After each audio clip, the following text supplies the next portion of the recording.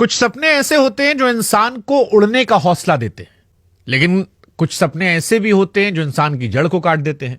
Social media पर बीते कुछ महीनों में आपने कई ऐसे वीडियोस देखे होंगे जहां पर कोई आदमी सूट बूट पहनकर आता है, वो बातें करता है जिससे आपके खून में उबाल आता है, आपको सपने दिखाता है, ये बताता है कि मेरे पास सैकड़ों करोड़ रुपए हैं, गाड़ियां हैं, बंगले हैं।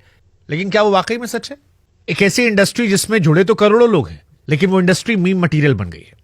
हमने भी कई सारे वीडियोस किए और कई सारे सवाल खड़े किए, तमाम टीवी चैनल्स ने खड़े किए, लेकिन फिर दूसरे पक्ष से एक राय आई कि हर सिक्के के दो पहलू होते हैं। एक पहलू जो प्रत्यक्ष तौर पर हमने भी दिखाया, सारी दुनिया दिखा रही है।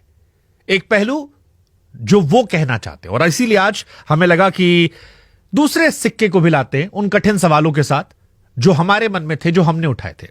और इसीलिए आज हमारे साथ हैं संजीव कुमार जी, डायरेक्ट सेलिंग के दिग्गज हैं, AWPL जैसी तेज बढ़ती कंपनी के MD CEO हैं।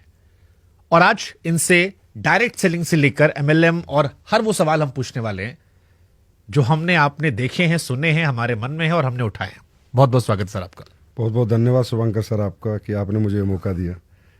देखिए, ये मौका कठिन सवालों को लेकर है, और ये सवाल इसलिए हैं क्योंकि डायरेक्ट सेलिंग हो या MLM हो, पिरामिड इंडस्ट्री हो, चेन इंडस्ट्री हो, इन इंडस्ट्री को लेकर हमारे आम लोगों में एक धारणा बन गई है कि ये गरीबों को लूटने वाली इंडस्ट्री है।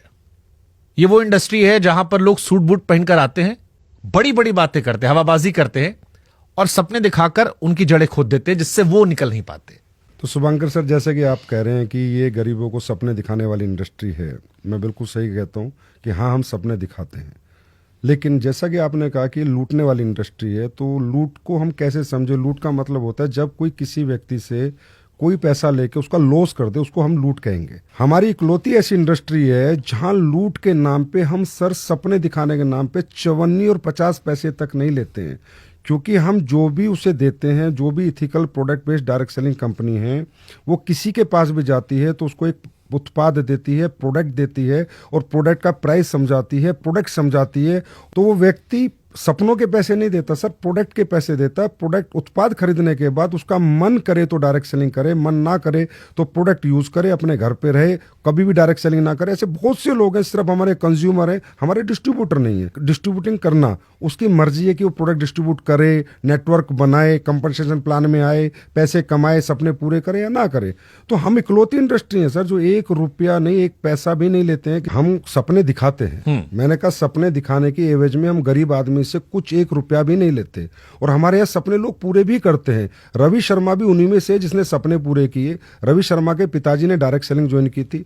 रवि शर्मा किसी और प्रोफेशन में था, उसके पिताजी का बनाया हुआ नेटवर्क उसको मिलता है, फिर उसके साथ वो काम करता है, तो जो नेटवर्क उसके पिताजी ने बनाया था उसका रेमोनेशन उसको आता है, अच्छे अमाउंट में आता है, और वो एक 25 साल पुरानी कंपनी में काम कर रहा है सर। वो 25 साल पुरानी कंपनी जब आई थी ये कंपनी, तब उसके पापा शुरू में डायरेक्ट सेलिंग में आ गए थे। हाँ, मैं कहता हूं कि उसका जो एक्सप्रेस करने का तरीका है वो इतना सही नहीं था, ये मैं भी मानता हूं। और इसके लिए हम लोगों ने भी, जैसे हम एसोसिएशन का प्रेसिडेंट हूं ADCI का, तो हमने भी एक गाइडलाइंस बनाई है कि अगर कोई व्यक्ति सफल हो जाए तो उसे अपने आप को कैसे एक्सप्रेस करना चाहिए।